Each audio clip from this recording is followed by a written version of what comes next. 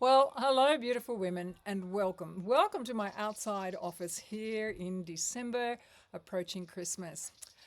I'm really glad you're here. So, before we begin, I'd love you to just take a moment to arrive.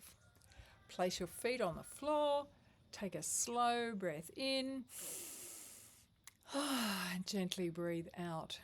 This is a soft space, a safe space, a space where there's no pressure to perform, share, or be anything other than who you are right now. So, my name's Margarita, and I created Thrive and Shine to support women through life transitions, especially those moments where life no longer looks the way we thought it would. If Christmas feels tender for you this year, you are very welcome to be here joining me. Christmas carries a lot of expectations, doesn't it? There's an idea of how it should look. I mean, you only just have to look at the Christmas cards. Most of them have snow, and that's not the way it is, not here anyway. So, there is an idea of how Christmas should look: family, laughter, togetherness, noise, tradition, food, all those sorts of things. But for many women, Christmas now looks very different. And me, I'm one of them. I fell into that category a few years ago. It might be quieter, it might be lonelier, it might bring up memories of what once was or what never was. And if you've found yourself smiling on the outside while feeling something very different on the inside, I want you to know this. There is absolutely nothing wrong with you. You're not broken. You're not failing Christmas. You're simply navigating a new chapter. You're in unknown waters, for goodness sakes. It's incredible. And that deserves compassion and empathy, not judgment, right? One of the most powerful things we can do is to recognize that stories shape how we feel. Many of us are still holding onto the old Christmas story, one that belonged to a previous version of ourselves, to the past. And I know for myself that took a little while to get over because the ties were so strong, the pain of losing all of that was so strong. And we just need to learn over time and in our own time to let it go, to be in the present moment. Each version, sorry, I've got confused here. So that version belongs to our past, a previous version of ourselves, a version who had different relationships, different structures, different roles, and different people in their life. And here's the truth I want you to hear: honouring who you were does not mean you have to keep living a story that no longer fits. You are allowed to rewrite it. You are allowed to say that chapter mattered, but this chapter matters too, and it's important. So I'd like you to take some time to reflect, just quietly. You might like to journal, but just pause, put me on pause, and ponder.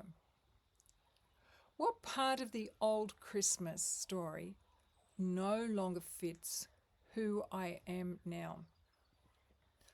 And remember, there's no right answer, there's no wrong answer, there's no judgment. It's just what comes up. Notice what comes up for you. Because awareness is the first step to freedom in so many things, but particularly in a situation like this. When the old structure disappears, meaning can feel like it disappears too.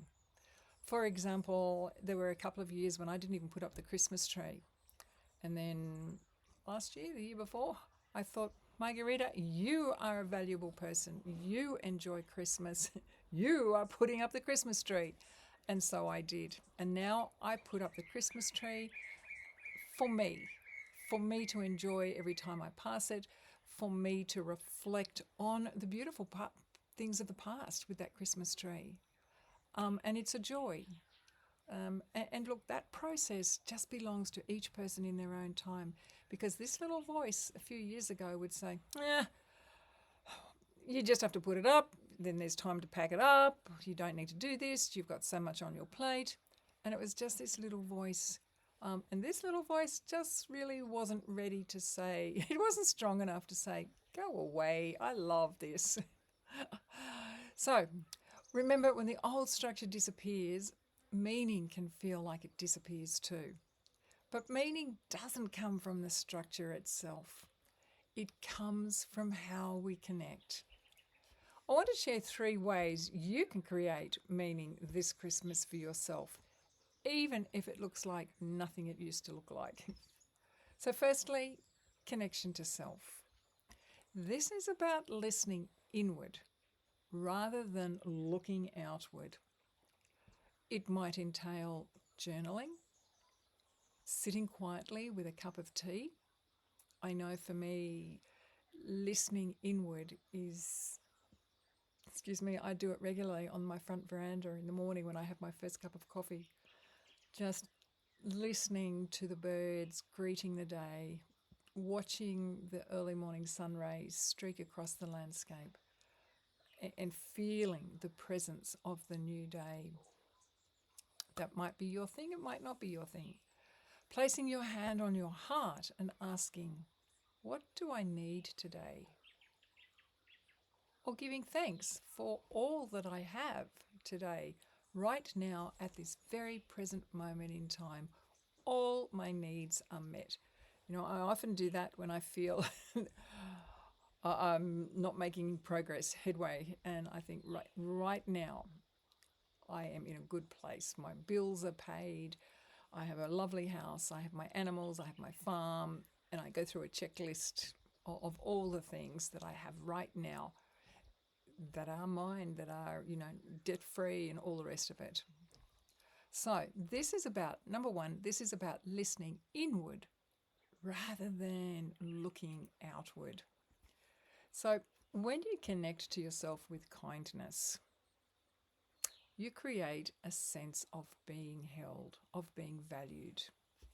And, I put up my Christmas cards and I am delighted with the number of Christmas cards that I receive. It reinforces to me that I am valued. And that to me is really, really important. It tells me that I'm valued, I am loved, I am important. I am an important part of people's lives. Secondly, connection to purpose. Purpose doesn't have to be big. It might simply be offering kindness to someone. Like I've mentioned before, walking down the street with a smile. And it's domino effect. It's sensational. It's incredible. Cooking a nourishing meal for yourself. I am so guilty of that. Getting better. But, slap it up in 5 minutes, she'll be right. No, because if I had a visitor, I would put some time and thought into it.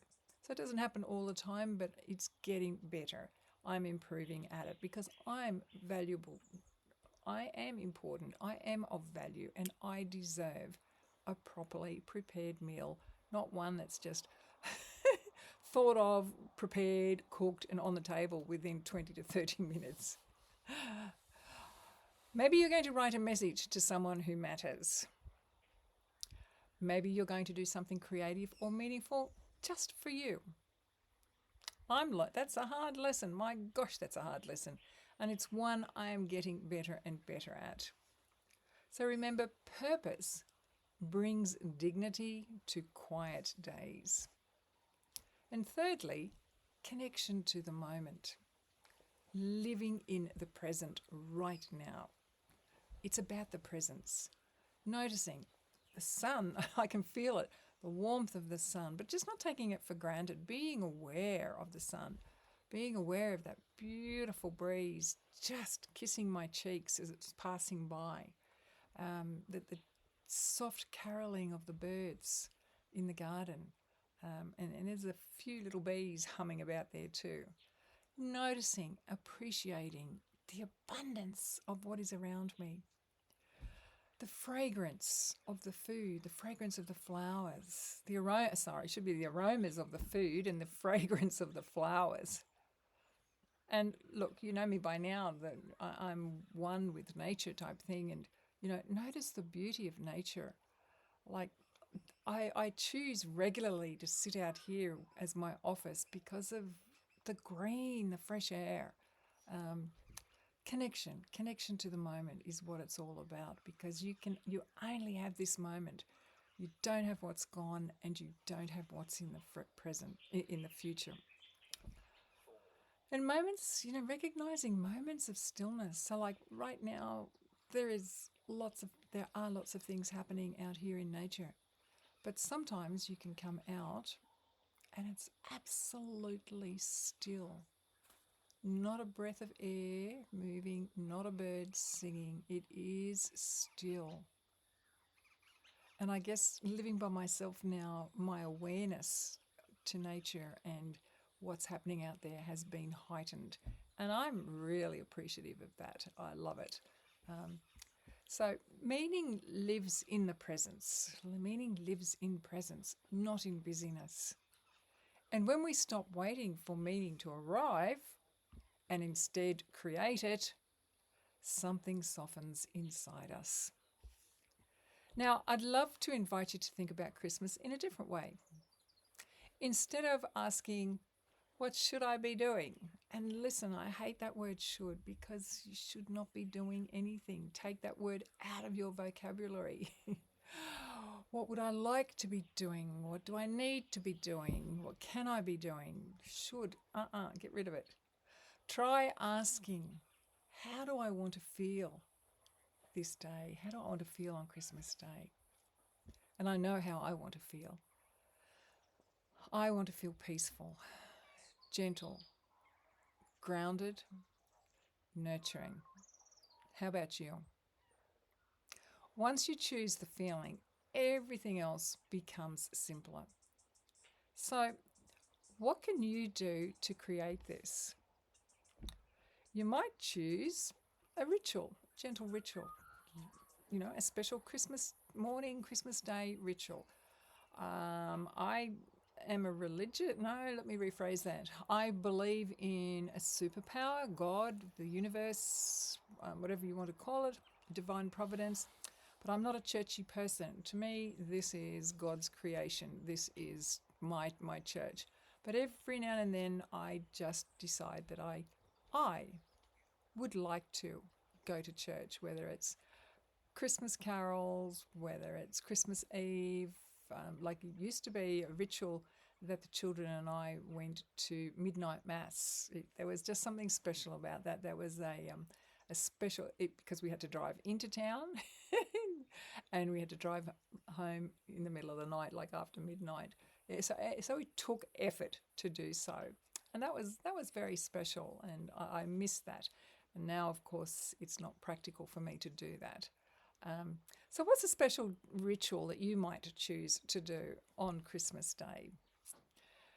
What's a nourishing activity that you could do for yourself? Might be just totally chilling out for the day. Might be preparing a special lunch, and it really doesn't have to be, a special Christmas lunch. Gosh, I can remember when we had the table of nuts and crackers and cookies and cheese and dips and you name it. It was a meal in itself. Then we had the big meal, and then we had like a table full of trifle and custard and meringues and pies and Christmas cake. And you were so full afterwards. You needed the afternoon just to roll over and have a rest. Well, thankfully for me anyway, Christmas no longer looks like that. It's a simple, enjoyable, gut-filling, not overtaxing meal. Particularly now on this sledgehammer Christmas diet that I'm on at the moment for cancer. It all changes, and you either go with the flow or you get stuck, and it becomes a really forceful, bumpy ride, a horrible ride. So what are you going to do to make your Christmas day special for you if you're there all by yourself? Number one is certainly not feel the victim or all alone. Number one is it's your choice to make it very special for you. And you have that choice in your hand. You have that ability. You have that strength to make it special, to focus on the feeling that you want it to have. You might even choose to volunteer at a Christmas luncheon, often hosted by charities or churches. Each year I tell myself, next year that's what I'm going to do. And I end up having a simple lunch with my 93-year-old mother. And so next year perhaps I might rewire that and have a Christmas breakfast or Christmas afternoon tea with her and go and help with the Christmas lunches. It's interesting how it takes time to be able to think things through and work out what's important to you, because serving others who are perhaps less fortunate than myself is important to me. Having time with my mum on Christmas Day is important. So what can I do to blend the two together? And how many years has it taken me to make that that realization? Some time. So then I finally worked out what I can do next year. So maybe volunteering is something that you would like to do. You don't need to fill the day. You just simply need to honour yourself within it. Christmas doesn't have to be loud and meaningful. It can be quiet and powerful too. So an example of that, honouring yourself, oh my gosh, those pull apart pop-up things and putting on the Christmas hat. Some people love doing that. And I was at a function a couple of years ago, luncheon with my mother, and put on that Christmas hat. No, that is not my thing. And this person got quite adamant about me putting on the Christmas hat, and I just really felt strongly enough. No, I don't need to be told what to do with a blessed Christmas hat. I'm enjoying the company, I'm enjoying the food. I do not need to put the Christmas hat on, right? That's fulfilling your need, not fulfilling my need. And it's just little steps like that we begin to recognize exactly that, right? Putting up our boundaries, recognizing our own needs. And that was certainly not one of my needs, to be wearing a Christmas hat. Just putting it out there for you. So Christmas doesn't have to be loud to be meaningful. It can be quietly powerful. I also want to share something with you very gently. Some women are okay walking through this season on their own, and some would really love to be held, supported and connected. So I walked through it alone for several years, I can't say very happy, because there were ties and feelings and things connected with the past that I worked through, but I was very happy to be doing it by myself. But we're all different, and so this is why I'm offering for those who would love to be held, supported and connected. I'm opening a small, gentle Christmas support space, a place where we can move through this season together rather than alone. And remember, it's not about fixing yourself. You're not broken. It's about connection, compassion and support. And if that feels like something your heart is quietly leaning toward, you're very welcome to message me privately and I'll share the details. There's no pressure, just an open door for you to participate if you feel the need to do so. So, as we close, I want to say this. However, whatever Christmas looks like for you this year, may it honour who you are now not who you used to be. May you be gentle with yourself. May you feel moments of peace. And may you remember that you matter exactly as you are. So thank you for spending this time with me. Thank you for showing up for yourself. With heart, Margarita. God bless.